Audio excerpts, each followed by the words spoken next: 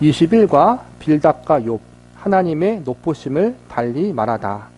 욥의 세 친구의 지적은 동일합니다. 잘못하지 않고서는 어려운 일이 생길 수 없다는 인과응보에 기준하고 있습니다.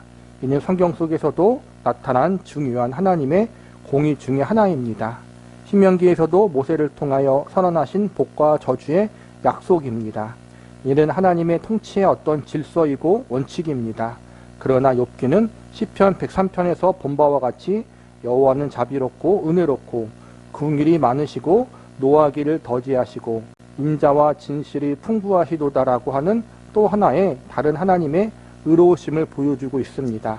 율법이 하나님의 한 의인 것 같이 로마서 3장에 나타나는 대로 이제 율법 외에 하나님의 한 의가 나타났으니 또 등장하는 예수 그리스도로 말미암은 은혜가 또 하나의 하나님의 의입니다. 욥기는 성경에 나타난 하나님의 이러한 무한하심과 지극하심과 측량할 수 없으심을 보여줍니다. 우리는 이 둘 다른 어떤 단어로도 묶을 수 없기 때문에 거룩하신 하나님이라고 합니다. 거룩하다라는 것은 구별되다라는 뜻입니다. 누구와도 비교할 수 없는 하나님이십니다. 우리와 비교하거나 어떠한 개념으로 논할 수 없는 하나님이요. 우리 생각을 넘어 계시는 하나님이십니다. 그래서 거룩하신 하나님입니다. 이것은 다만 도덕성에 관한 문제가 아닙니다. 욥기 25장이 욥의 친구 중에서 빌닷의 세 번째 욥에 대한 권고예요. 원래 욥 친구가 엘리바스, 그 다음에 빌닷, 소발 세 명이잖아요. 세 번째로 이제 욥과 싸운 사람은 엘리바스하고 빌닷 뿐이에요. 두 사람.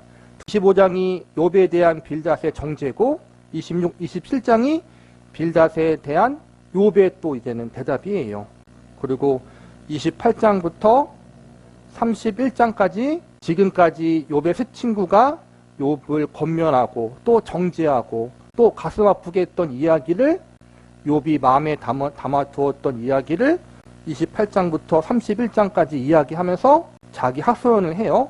거기가 끝이에요. 이제 31장에 욥이 이제는 마지막으로 친구들에게 대답하고 끝내고 32장부터는 엘리후가 등장해요. 이 세 친구가 아닌 제3자 엘리후가 등장하고 세 친구들의 잘못과 또 욥의 잘못에 대해서 엘리후가 이야기하고 욥기 38장 그때 이제는 하나님이 등장하고 끝나는 거죠.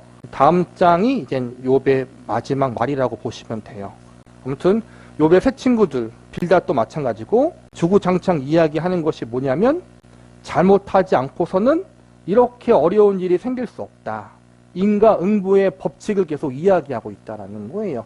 신명기적인 사고방식, 율법적인 사고방식, 잘못했으니 이렇게 큰 고난을 당하는 것이다. 계속 그 이야기를 하는 것이고 회개하라, 잘못을 뉘우쳐라. 그렇게 계속 세 친구들이 욥에게 처음에는 좋은 말로 권면하다가 욥이 나는 잘못한 게 없다라고 계속 말하니까 이제 정말 나쁜 말로 하면 쌍욕을 하는 거예요. 뒤져버려라. 욥한테 지금 자식이 죽고 지금 온몸에 종기가 나서 제 엎드려 있는 그 욥에게 죽어버려라. 그렇게 지금 서로 언성을 높이고 있는 것이 지금 이야기라는 거예요. 청둥같이 일하시는 하나님. 25장에서는 세 친구 중에 마지막으로 빌닷이 등장하여 권면과 꾸중을 합니다. 그 내용은 하나님에게 무슨 불의가 있겠으며 하나님에게 틀리는 일이 있겠느냐. 하나님이 얼마나 높으시냐. 그러니 내가 어려움을 당하면 빨리 회개하고 빌어야지 왜 끝까지 우기느냐 하는 것입니다. 이러한 빌닷의 질문에 대해 욥이 26장, 27장에서 답을 합니다. 그렇지 않다고 답하는 것입니다. 전에 제가 여러분에게 신명기 약속에 있는 하나님과 시편 103편의 하나님 중 어느 하나님이 더 좋으냐고 물었던 적이 있습니다. 저는 분명하게 이야기할 수 있습니다. 시편 103편에 하나님이 더 좋습니다. 은혜가 강조된 것이 예수님이고 그 은혜의 강조가 결국 율법을 이루는 하나님의 방법이기 때문입니다. 은혜가 율법을 무시하거나 거기에서 도망가는 것이 아니라 율법을 이루는 방법이라는 것을 우리는 도무지 이해하기가 어렵습니다. 그렇지 않습니까? 그래서 그 길, 은혜의 길을 통해 우리가 아무리 노력해도 애를 써도 가지 못하는 의의 자리에 가는지를 욥기에서 은은하게 나타내는 셈입니다. 욥의 답이 무엇입니까? 나도 하나님의 높으신 것을 안다는 것입니다. 26장 11절입니다. 그가 꾸짖은즉 하늘 기둥이 흔들리며 놀라느니라. 그는 능력으로 바다를 잔잔하게 하시며 지혜로 라합을 깨뜨리시며. 여기 본문에 나오는 라합은 여호수아에서 나오는 기생 라합이 아닙니다. 여기서 말하는 라합은 욥기 3장에 이미 나온 적이 있습니다. 나를 저주하는 자들, 곧 니와 야단을 격동시키기에 익숙한 자들이 그 밤을 저주하였더라면. 여기서 니와 야단이 있는데 개역 개정을 보시면 이 단어에 대한 난해주가 하나 있습니다. 거기에 보면 악어로도 볼 수 있음 이렇게 쓰여 있습니다. 개역 한글판에서는 큰 악어로 번역되어 있던 것을 이번에 새로 개정하면서 니와 야단이라고 고치고 난해주에 이렇게 기록해 놓은 것입니다. 그런데 이 니와 야단이란 표현이 26장 12절에 라합과 같은 말입니다. 이것을 직역하면 큰 괴물이라는 뜻입니다. 26장 12절을 다시 한번 보시면 그의 능력으로 바다를 잔잔하게 하시며 지혜로 라합을 깨뜨리시며 라고 하고 있고, 다음 13절에 보시면 그의 입김으로 하늘을 맑게 하시고 손으로 날렵한 뱀을 무찌르시나니라고 하고 있습니다. 결국 이 두 구절은 같은 내용입니다. 여기에서 괴물은 악한 세력의 상징으로 등장하는 것입니다. 라합, 니오 야단, 날렵한 뱀, 다 그런 뜻입니다. 그러니까 12절, 13절 말씀은 하나님이 크신가를 어떻게 나타내고 있느냐 하면 그를 대적할 세력이 없다고 함으로써 보여주는 것입니다. 말하자면 아무리 큰 세력이라 할지라도 하나님이 넉넉하게 무찌를 수 있다는 것입니다. 그러면서 중요한 14절이 나옵니다. 보라, 이런 것들은 그의 행사의 단편일 뿐이요 우리가 그에게서 들은 것도 속삭이는 소리일 뿐이니 그의 큰 능력의 오랫소리를 누가 능히 헤아리랴. 25장에 나오는 빌닷의 꾸중을 비롯해 지금까지 반복한 채 새 친구의 꾸중은 너가 잘못했기 때문에 고난을 당하고 있다. 하나님이 얼마나 높은지 보라. 만일 너가 잘못하지 않았는데도 고난을 당한다고 한다면 하나님의 그 통치에 있어서 어느 부분에 실수가 있거나 어느 부분에는 그 힘이 미치지 않는다는 말이냐 하는 것입니다. 여기 대고 26장에서 욥은 이렇게 대답합니다. 나는 하나님이 잘못했다고 생각하지 않는다. 그러나 내가 당한 일은 분명 인과응보의 법칙과는 다르다. 너희는 하나님이 얼마나 높은지 아느냐? 나도 안다. 그런데 나는 이 일을 몸으로 지금 겪고 있다. 하나님이 얼마나 높으신가? 그는 그 능력으로 바다를 잠잠케 하시고 지혜로 라합을 깨뜨리시고 그 입김으로 하늘을 맑게 하시고 손으로 날렵한 뱀을 무찌르신다. 그런데 이렇게 전지전능하시고 무한하신 하나님이 이와 같은 것들로 우리에게 보여준 것보다 더 크게 천둥같이 지금 내게 일하고 계신다. 너희들은 남의 일이라고 그렇게 쳐다보고 이빠른 소리 하지 마라. 나는 지금 천둥같이 당하고 있다. 벼락을 맞고 있다. 내가 아는 하나님이 그 하나님인데 지금 이것은 내가 설명할 수 없다. 그래서 27장에 이 말이 나오는 것입니다. 욥이 또 풍자하여 이르되 나의 정당함을 물리치신 하나님, 나의 영혼을 괴롭게 하신 전능자의 사심을 두고 맹세하노니. 3절 이하의 내용이 욥의 맹세입니다. 이 맹세를 욥이 제정신에서 합니다. 나의 호흡이 아직 내 속에 완전히 있고 하나님의 숨결이 아직 내 코에 있느니라. 내 입술이 불의를 말하지 아니하며 내 혀가 거짓을 말하지 아니하리라. 너희가 이해 못하듯이 나도 이해 못한다. 그러나 하나님의 전능하심과 완전하심과 그의 의로우심이 분명한 것 같이 나에게 일어난 일도 하나님 외에 그 누구도 하실 수 없는 일이다. 결코 내가 거짓말하지 않겠다 맹세할 수 있다. 그래서 욥은 5절에서 나는 결코 너희를 옳다 하지 아니하겠고 내가 죽기 전에 나의 온전함을 버리지 아니할 것이라고 합니다. 너희가 옳지 않다 말하자면 너희는 반밖에 모른다. 너희가 하나님을 다 안다고 이야기하지 마라. 나는 이것을 잊어버릴 수도 없고 없던 것을 할 수도 없고 입 다물고 있을 수 없다. 하나님은 우리가 알았던 그 하나님보다 더 크시더라. 어떻게 크신지 모르겠는데 나를 뚫고 들어와서 하나님이 지금 말씀하시며 나를 인도하시며 지금 나를 붙잡고 있다. 이것은 도망갈 수도 외면할 수도 없는 것이다. 이것은 멀리서 한 말씀이 아니라 내 영혼을 뚫고 들어와 앉으신 역사다. 이렇게 확신하는 가운데서 욥은 이렇게 맹세합니다. 내가 내 공의를 굳게 잡고 놓지 아니하리니 내 마음이 나의 생애를 비웃지 아니하리라. 나에게 일어난 일이 헛되거나 거짓되거나 내가 엄살을 부린 것이나 무슨 지어낸 것이나 억지를 부리거나 반대해서 거스르고 있는 것이 아니다. 나는 하나님의 일하심을 내가 친히 겪고 있다. 이것이 욥의 맹세입니다. 지금 욥도 친구들과 이야기하면서 너희들이 말한 것들이 틀린 건 아닌데 나는 그 이상의 일을 겪고 있다고 지금 말하고 있다라는 거예요. 내가 지금 정당하고 불의함 없이 고난 당하고 있다고 해서 하나님이 실수하거나 잘못한 건 아니다. 그런데 왜 이 일이 일어났는지는 모르겠다. 모든 세상의 일들이 하나님의 섭리 가운데, 주권 가운데 일어난 일이고, 내가 당하는 이 이유를 알 수 없는 고난 역시도 하나님의 주권 가운데 일어난 일인데 왜 이렇게 하는지는 모르겠다.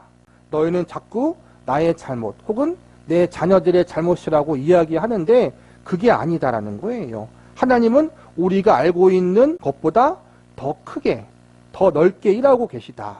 지금 그 이야기를 하고 있다라는 거예요. 지나가다가 사람이 천둥에 맞아 죽을 확률이 몇십만 분의 1이라고 하잖아요. 근데 그 천둥에 맞아서 죽었어. 그 사람이 악인일 수도 있고 아닐 수도 있어요. 그 사람이 악인이었다라면 겉봐, 저 사람이 악인이니까 하늘에서 벼락을 내린 거야. 그렇게 말하겠지만 그 사람이 악인이 아니라 평범한 사람이라면 어떻게 말할 거예요. 혹은 정말 착한 사람이었다면 어떻게 할 거예요. 그럴 때 우리가 어떻게 또 이해해야 돼요. 분명히 모든 일은 하나님의 주권과 섭리 가운데 일어난 일인데 참새가 한 아사리온에 팔리는 것, 또 땅에 떨어지는 것, 그 모든 게 하나님의 섭리 가운데 일어난 일인데 하물며 하나님의 형상대로 지음받은 사람이 어떤 사고로 인해 죽임을 당했어요. 분명히 하나님의 섭리예요. 그렇죠? 근데 이걸 우리가 어떻게 해석할 수 있냐라는 거예요.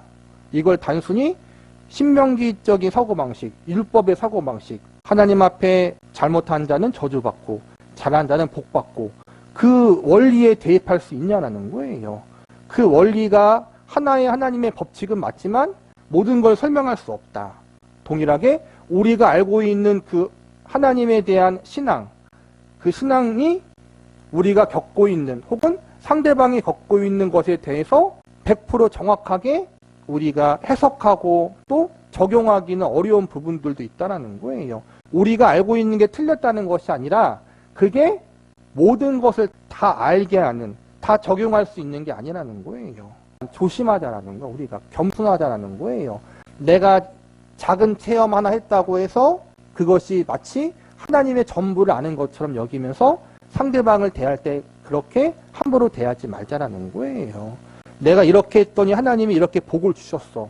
너도 한번 그렇게 해볼래? 내가 힘들 때 작전 기도를 하고 그 다음에 금식 기도를 하고 그렇게 간절히 매달렸더니 하나님이 들어주셨어. 그런 걸 우리가 예전에 많이 간증으로 들었잖아요. 그게 틀린 건 아닌데 모든 것에 대한 적용은 될 수 없다는 거예요. 나한테 하나님이 섭리해 주시고 깨닫게 해주신 건 귀중한 경험이에요. 그걸 소중하게 간직하되 그것으로 모든 걸 설명하고 모든 사람들에게 적용하는 잘못은 조심하자라는 거예요. 하나님이 각자의 사람에게 맞게 하나님이 일하시기 때문에 그 부분을 우리가 열어두자라는 거예요.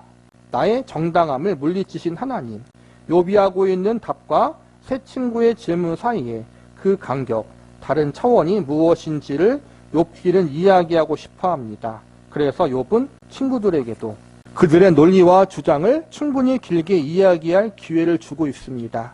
그 주장과 고소에 대해 욥이 차근차근히 답을 해나가는데 답을 알아서 답을 하는 것이 아닙니다.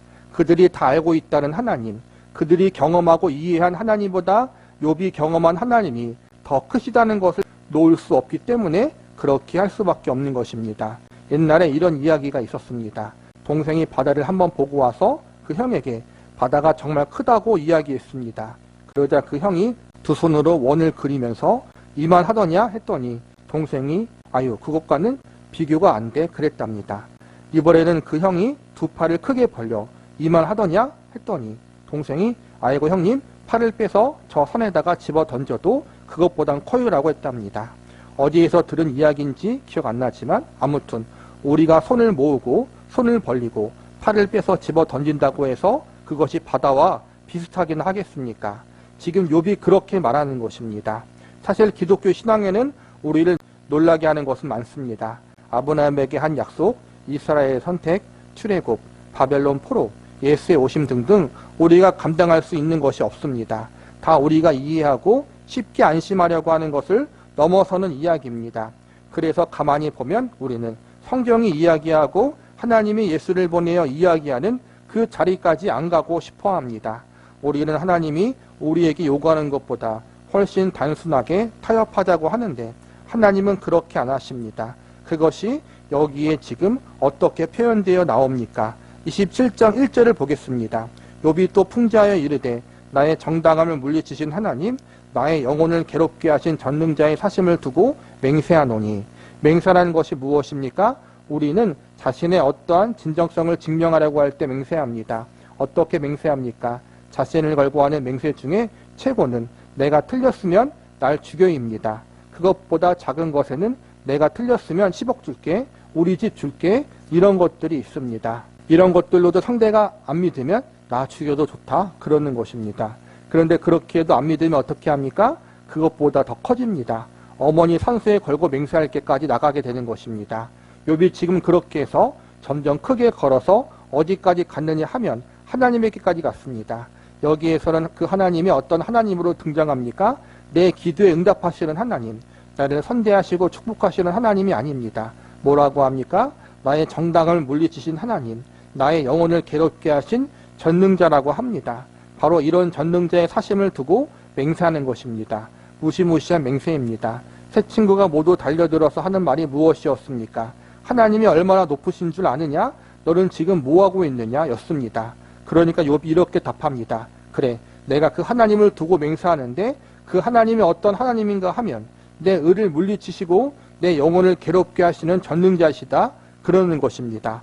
어떻게 그런 하나님이 욥의 입에서 맹세의 근거로 등장할 수 있을까요? 시편 119편 75절에 보면 이런 말씀이 나옵니다. 하나님에 대한 시편 기자의 고백이 이렇게 놀랍습니다. 여호와여, 내가 알거니와 주의 심판은 의로우시며 주께서 나를 괴롭게 하심은 성실하심 때문이다. 무엇이 성실하다는 것입니까? 우리가 지난번에 하나님은 스스로 있는 자라고 이야기했습니다. 이사야서를 인용해서도 말씀드렸습니다. 나는 그이니. 여기서 말하는 나는 그이니라는 말은 나는 늘 그였다. 즉 어떤 공의롭고 전능하고 성실한 하나님이다라는 말입니다.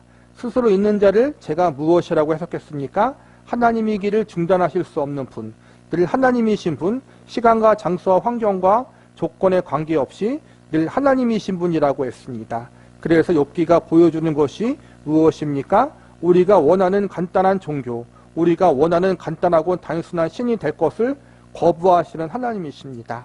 하나님은 우리가 원하는 선에 타협하지 않기에 우리에게 고난이 옵니다.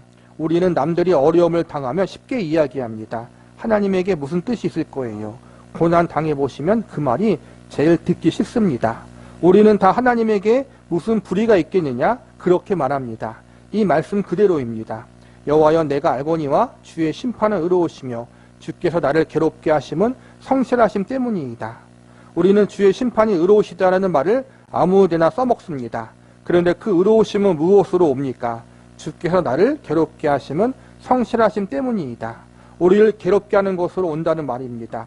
욥은 어떤 하나님을 두고 맹세합니까? 욥에게 가장 궁극적인 권위, 궁극적인 가치, 그의 존재와 운명의 기반이 되는 주인을 불러서 맹세의 근거를 삼는 것입니다. 날 죽여도 좋다라고 맹세해도 안 들으면 우리는 맹세의 근거로 부모에게로 가져옵니다. 자기보다 더 큰 것입니다. 부모가 없으면 내가 존재할 수 없으니 말입니다. 그래서 우리 아버지의 이름을 두고 내가 거짓말을 하는 거면 내 성을 가라 그럽니다. 이것이 무슨 말입니까? 아버지를 죽이라는 말 아닙니까? 부모를 죽이는 것이 무엇입니까? 자기가 없어지는 것입니다. 나를 죽이는 것보다 더 근원적인 저주를 가져다 거는 것입니다. 그 근원의 맨 끝에 누가 있습니까? 맨 끝 가장 큰 근거와 운명의 주인이 바로 하나님입니다. 같은 권세와 같은 주인을 놓고 지금 싸움이 벌어지고 있습니다. 친구들이 하나님 높으시다고 하는데 욥은 같은 하나님을 두고 그 하나님이 높으시다. 그 하나님은 나의 의를 물리치시고 내 영혼을 고난으로 인도하시는 전능자다. 그 하나님의 사심을 두고 맹세하노니 내가 틀리지 않았다. 내가 겪은 이 영역이 하나님의 영역이다. 너희가 말한 영역을 나도 안다. 그러나 하나님은 더하시다. 그러는 것입니다. 여기까지 왔습니다. 다시 욥기로 돌아오셔서 오늘 27장에서 가장 중요한 말씀은 나의 정당함을 물리치신 하나님, 나의 영혼을 괴롭게 하신 전능자의 사심을 두고 맹세하노니라는 2절입니다. 그러니까 하나님을 가장 궁극적인 권위와 근거로 두고 이 맹세를 하는 것입니다. 욥에게 있어서 궁극적인 권위는 하나님인 것입니다. 그래서 욥은 자신이 지금 제정신으로 맹세하고 있다고 3절에서 이야기합니다. 나의 호흡이 아직 내 속에 완전히 있고 하나님의 숨결이 아직도 내 코에 있느니라. 그가 살아있다는 것은 그가 맹세의 근거로 제시한 이 하나님의 의에서인데 그 하나님의 의에 살고 있는 그가 하는 이 맹세는 하나님의 어떠하심에 대한 하나님의 증거가 될 수 있다고 이야기하는 것입니다. 신실하신 하나님, 우리를 실망시키지 않은 하나님, 모든 것들을 합력하여 선을 이루시는 하나님, 그 하나님을 우리가 고백하고 찬양을 많이 하잖아요. 그런데 욥은 여기서 어떻게 하나님을 이야기하냐면 나의 정당함에도 불구하고, 그러니까 내가 잘못한 게 없는데 나에게 고난을 주시는 하나님의 이름으로 맹세한다라는 거예요. 그러니까 나에게 복 주시고 나를 형통케 하시고 나에게 가장 좋은 곳으로 주시는 그 하나님만 하나님이 아니라 때로는 내가 잘못한 것이 없는데 내가 이유를 알 수 없는 고난을 주시는 하나님, 나의 정당함에도 불구하고 나를 억울하게 하시는 하나님, 내 간절한 소원을 들어주지 않은 하나님, 그 하나님도 하나님이라는 거예요. 친구들이 갖고 있던 이해와 욥이 갖고 있던 이해가 다르다라는 거예요. 다르다기보다는 친구들이 알고 있는 건 반쪽짜리 하나님, 잘한 자에게 복 주시고 못한 자에게는 형벌 주시는 하나님, 이게 욥의 새 친구들이 알고 있는 하나님인데 욥은 이젠 거기를 뛰어넘어서 그 하나님은 하나님이 아니라 때로는 나같이 억울하게 고난을 허용하시는 경우도 있더라. 근데 그럼에도 불구하고 그분은 하나님이시기를 포기하지 않으셨다. 내 인생에 고난이 오고 억울한 일을 당하고 남들에게 부끄러움을 당하고, 근데 그게 나의 잘못과 상관이 없을 수도 있어요. 그럼에도 불구하고 하나님은 여전히 하나님이시고 그 하나님은 찬양을 받으시기 합당한 분이시다. 이 고백까지 욥이 오게 되었다라는 거예요. 고난 당하기 전에는 욥의 친구들과 같은 반쪽짜리 하나님을 알고 있었는데 이제는 욥이 더 넓은 하나님을 알게 되었다라는 거예요. 복 주시는 하나님만 하나님이 아니라 고난을 주시는 하나님도 하나님이시다. 그 자리까지 가는 욥이 되었다라는 거예요. 잘잘못이 아닌 하나님의 성실하심, 제가 현실에서 부딪히는 가장 큰 어려움이자 목회를 하면서 성도 여러분에게 오는 가장 큰 어려움은 여러분의 신앙이 더 깊어지게 하는 것을 방해하는 것이 바로 이 간단한 기독교 신앙이라는 것입니다.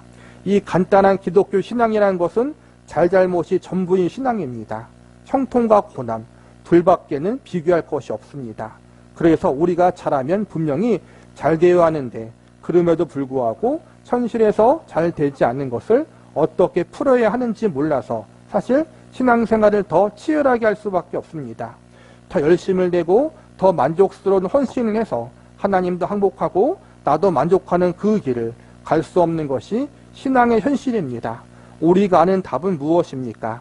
하나님이 잘못하실 리는 없으니 나에게 정성이 부족하거나 기도가 부족하거나 무엇인가 잘못이 있기 때문이라는 것입니다. 그런데 사람이 그렇게 자책하다 보면 자책할 것이 한둘이 아닙니다. 안 그렇습니까?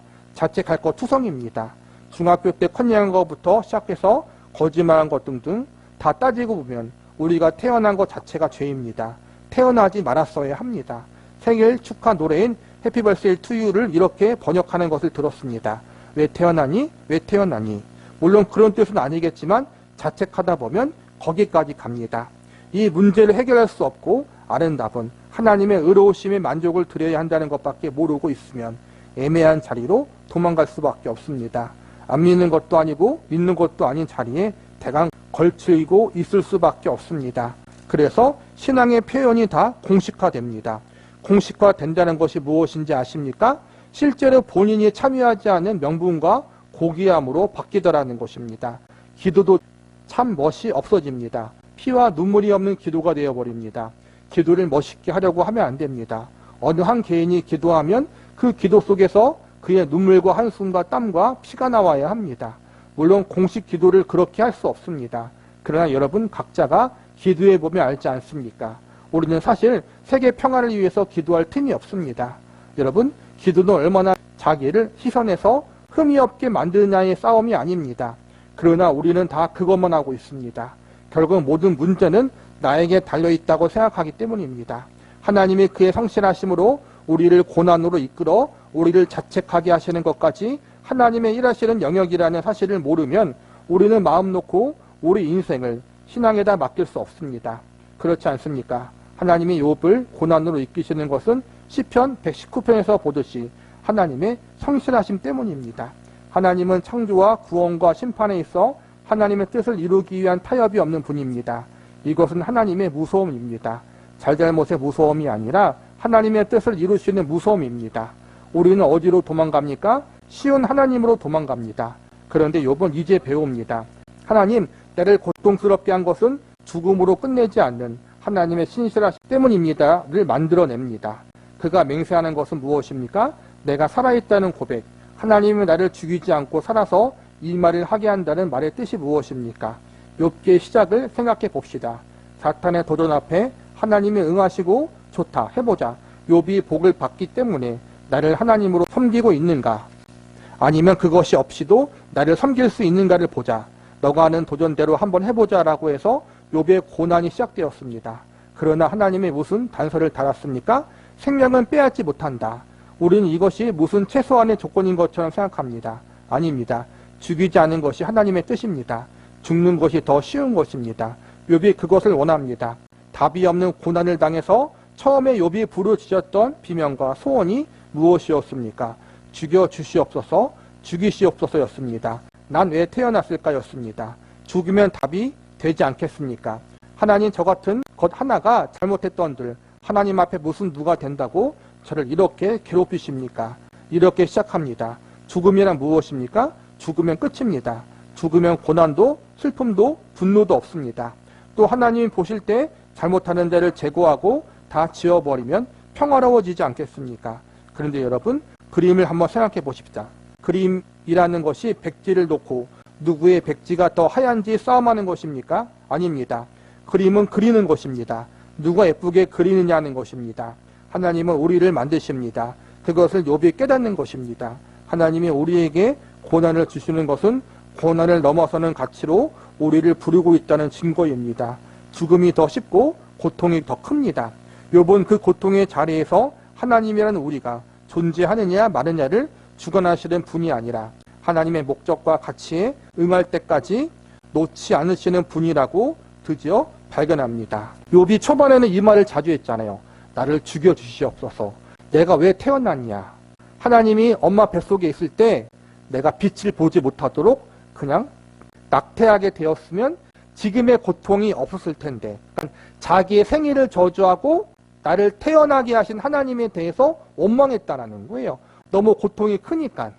그런데 참으로 재밌는 건 하나님이 사탄과 이야기를 하실 때 마지막에 욥의 모든 걸 다 이제는 건드려도 좋지만 욥의 생명은 건들지 말라고 했잖아요.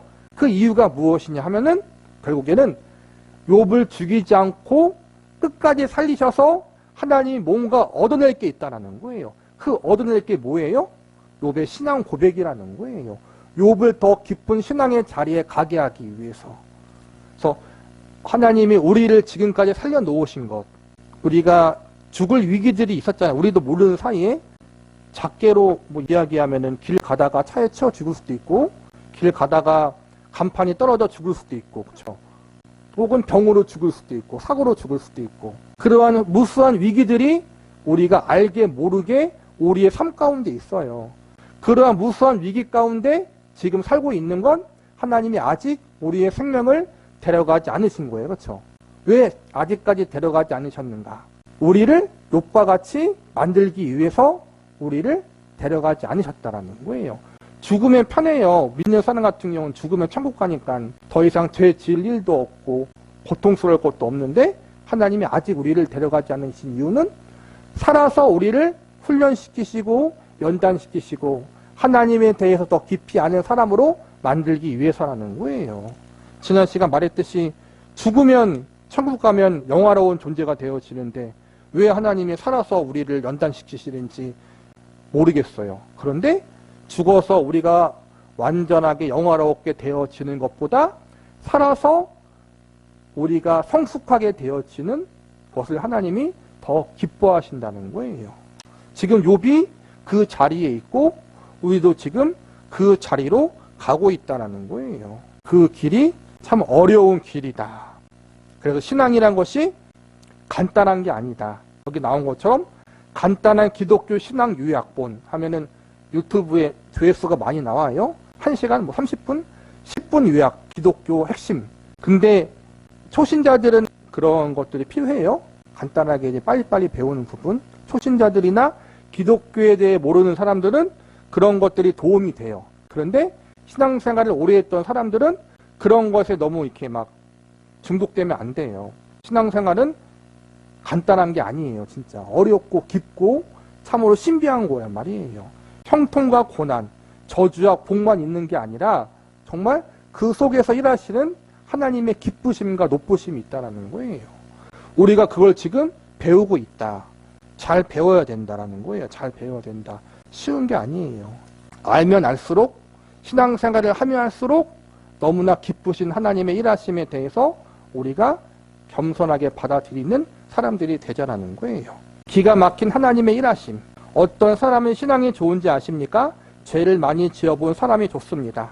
그런 사람은 기대를 줄 줄 압니다. 어떤 사람은 신앙이 제일 나쁜지 아십니까? 사람이 얼마나 못났는지 모르는 사람이 제일 신앙이 나쁩니다. 왜 나쁩니까? 폭이 없습니다. 그에게 신앙은 간단하고 쉽습니다. 여러분이 대화해보면 압니다. 우리가 서로 이런 이야기를 합니다. 참으로 별일을 다 겪었다. 운전하고 오는데 느닷없이 어떤 차가 내 차 앞으로 뛰어들어 내가 깜짝 놀랐더니 그놈이 차를 세우고 나와서 나보고 뭐라고 한 줄 아니? 왜 그따위로 운전하느냐? 그러더라. 이때 뭐라고 답해줘야 합니까? 그래, 그렇게 나쁜 놈이 있어. 야, 당장 가자. 내가 때려줄게. 너 어떡해? 너 정말 분했겠다. 대화란 이렇게 하는 것입니다. 그런데 우리는 말을 뺏어갑니다. 야, 난 더 억울한 일을 당했어. 이렇게 뺏어갑니다. 그럼 지금 누가 더 억울한 일을 당했는지 경쟁하자는 것입니다. 대화를 하려면 야, 너 억울했겠다. 야, 너 그거 참고 사는 거 보면 내가 친구 하나는 잘 두었구나. 이렇게 해야 됩니다. 누가 더 기가 막힌 인생을 살았는지 이야기할 필요가 전혀 없습니다. 그렇게 하면 대화가 안 됩니다. 신앙을 생각해 보십시오. 하나님은 도대체 어떤 분으로 아는 것입니까? 하나님이 우리를 어떤 존재로 낳았는가 보십시오. 좋아하고 싫어하고 후회하고 고집부리고 배신하고 애걸하고 복걸하고 아양떨고 웃고 우는 존재로 그렇게 우리를 만들었습니다. 이것은 화폭에 담는 것과 비교가 안 되는 것입니다. 촛불과 달을 어떻게 비교하며 전등과 해를 어떻게 비교합니까? 그런데 그것들도 다 만들어진 것이지 않습니까? 하나님 자신이 아니라 어떻게 하나님이 만드신 것을 가지고 비교합니까? 하나님이 만든 것을 가지고 비교하면 안 된다고 이야기하는 것입니다.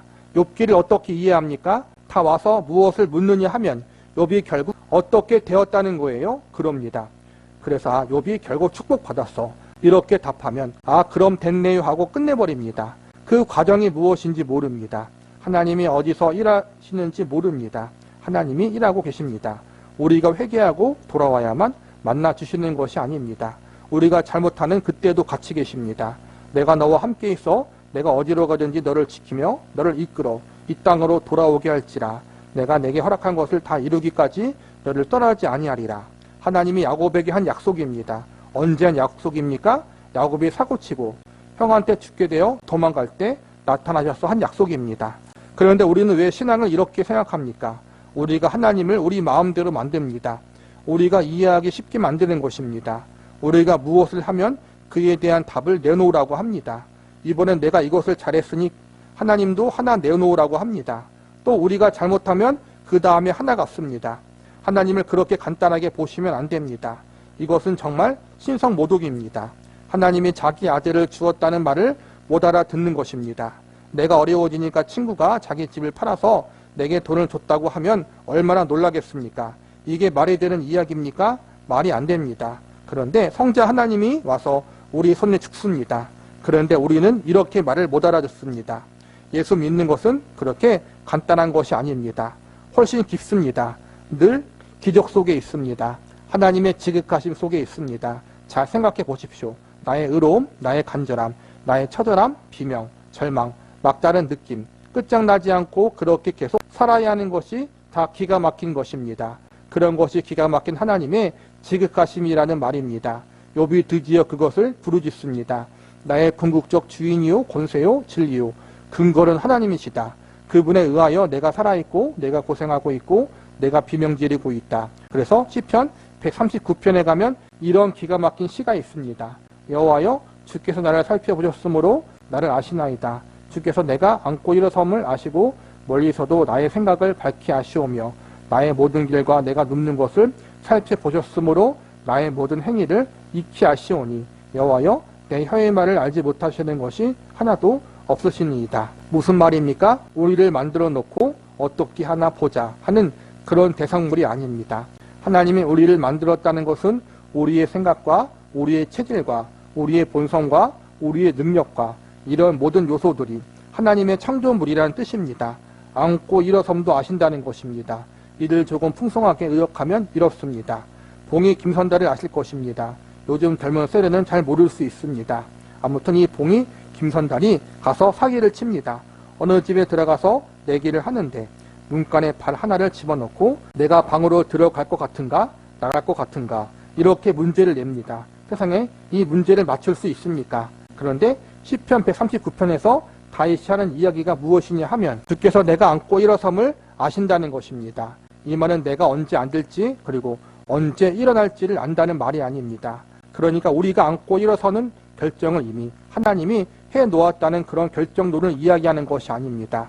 눈에 고춧가루를 뿌리며 눈물이 나는 것이 당연하듯 인생의 체질을 하나님이 만드셨다는 것을 지금 고백하는 것입니다. 여기서 하나님이 앉고 일어섬을 아신다는 것은 뭐 전지전능한 하나님이니까 우리의 모든 걸 아신다는 것도 포함하고 우리의 삶 자체를 아신다는 거예요. 우리가 연약함도 아시고 우리의 고통과 고난에 대해서 아시고 또 우리의 죄성도 아시고 그 모든 것에 대해서 하나님이 알고 계시다라는 거예요. 이해하고 있다라는 거예요. 우리가 완벽하지 않다는 걸 알고 계시다라는 거예요. 우리가 얼마나 부족한 존재인지. 하나님의 참 놀라운 건 거룩한 하나님, 죄를 미워하시는 하나님이에요. 그렇죠? 그런데 여기 앞에 나왔듯이 야곱이 아빠하고 형한테 사기치고 무서워서 이제는 도망치잖아요. 삼촌 집으로. 그때 하나님이 나타나서 우리 같으면 야곱 잘못한 걸 지적할 거 아니에요? 거짓말한 것을 지적하고 혼낼 텐데 그 말은 안 하시고 하나님이 반드시 다시 이 땅으로 돌아오게 할 것이다 라고 약속하시잖아요. 잘못한 야곱을 혼내는 것이 아니라 오히려 위로하셔요. 그리고 이제는 하나님이 열심히 굴리시죠. 그렇죠? 그만큼 하나님이 아신다는 거예요. 말로 해서는 또 안 될 것도 있고 우리가 삶에 보면은 잘한 것도 있고 못한 것도 있고 또 하나님 앞에 내가 깨닫지 못하지만 죄 지은 것도 있을 거예요. 그 모든 것에 대해서 하나님이 알고 우리를 택하시고 우리를 그분의 자녀로 삼으셨다는 거예요. 우리에 대해서 우리가 이럴 줄 알고 하나님이 우리를 받아주셨다는 거예요. 야곱처럼. 그러니까 우리가 하나님 앞에 숨김없이 우리 있는 모습 그대로를 하나님 앞에 맡기면 된다는 거예요. 그만큼 우리의 부족함과 죄성과 악함과 실수와 잘못까지도 다 아시면서 우리를 택하신 하나님, 그 하나님이 이미 다 볼 것 봤는데 다 알고 받아줬는데 우리를 버리실 리가 없다라는 거예요. 그리고 그 모습 그대로 우리를 받아주시고 우리를 주님 나라 가는 그날까지 열심히 아름다운 하나님의 사람으로 만드시는 일을 쉬지 않고 하신다는 거예요. 욥은 기준이에요. 욥처럼 의로운 사람도 이렇게 하나님이 만드시는데 하물며 욥보다 한참 못 미치는 우리는 얼마나 더 하나님이 열심히 만들겠느냐. 그러니까 예외가 없다라는 거예요. 욥의 기준에 비하면. 그 욥도 그랬는데 우리 역시도 하나님이 그렇게 만드신다. 실패할 수 없는 존재. 그래서 13절을 보겠습니다. 주께서 내 장을 지으시며 나의 모태에서 나를 만드셨나이다. 내가 주께 감사함은 나를 지으심이 심히 규묘하심이라. 주께서 하시는 일이 기이함을 내 영혼이 잘 아나이다. 드디어 무엇을 안다고 합니까? 여기 다윗의 시에서 욥기에서 동일한 고백이 나타나고 있습니다. 우리의 변덕, 우리의 실패, 우리의 연약함까지도 다 포함해서 모든 것이 합력하여 선을 이루시는 하나님의 창조물이 바로 우리라고 고백하는 것입니다. 이런 고백을 들으면 꼭 이 말을 합니다. 그럼 우리가 너무 할 것이 없네. 무엇 때문에 열심히 살아? 이것은 죄가 만드는 질문입니다. 죄는 꼭 그렇게 말합니다. 죄는 모든 선한 것과 진리를 가지고 꼬아버립니다. 그래서 잘하는 사람한테는 너가 언제나 그렇게 잘해 하고 시비를 걸다가 안 되면 마지막에 이 말을 합니다. 너 교만해. 그러면 그 다음에는 할 말을 잃게 됩니다. 욥도 바로 그렇게 당한 것입니다. 너가 옳다고 그렇다고 어떻게 너가 하나님보다 더 오를 수 있어. 너 교만해. 이렇게 하면 할 말이 없게 됩니다. 그런데 이렇게 말하는 것은 죄입니다. 은혜를 말하면 무책임해지고 책임을 말하면 율법으로 가버립니다. 그것이 죄입니다. 은혜가 가지는 부유함을 누릴 수 없습니다. 더운 물 먹으면 왜 뜨겁냐고 하고 찬물을 마시면 왜 차냐고 이야기하는 것이 죄입니다. 여러분의 인생을 다시 돌아보십시오. 여러분이 지금 서 있는 자리, 처지, 상황은 하나님이 창조의 능력으로 일하시는 현실입니다. 하나님이 우리를 지으시고 어떻게 하나 보자는 것이 창조가 아닙니다. 그것은 역사도 아니고 인생도 아닙니다. 지금 우리는 하나님과 거래하는 것이 아닙니다. 여러분은 주께서 나의 내장을 지으신 존재입니다. 실패할 수 없는 존재입니다. 우리에게 일어나는 모든 것으로 하나님의 창조의 완성으로 끌고 가신다고 선언하는 것이 성경이 하고 싶은 이야기입니다. 그래서 믿음을 가진다는 것은 이런 이야기입니다. 절망할 수 없습니다. 절망까지도 하나님의 성실하심입니다. 그것이 욥 아닙니까? 하나님이 그만큼 성실한 분이 아니었다라면 죽여버렸을 것입니다. 죽이면 쉽습니다. 이것이 비극으로 들리지 않기를 바랍니다. 공갈로도 들리지 않기를 바랍니다. 이것은 여러분에게 기독교 신앙의 무한한 자유와 감사로 이해되어야 합니다. 여러분 그 감격으로 여러분의 삶을 무시무시하게 사십시오. 진정성을 갖고 사십시오.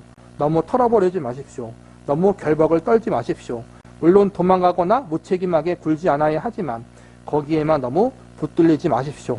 하나님은 그 모든 것의 주인이십니다. 이것을 잊지 마십시오. 아멘입니다. 실패할 수 없다는 건 우리가 아니라 하나님이라는 거예요. 하나님이 우리의 연약함과 부족함과 죄성을 아시고 우리를 이미 택하신 거예요. 그렇죠?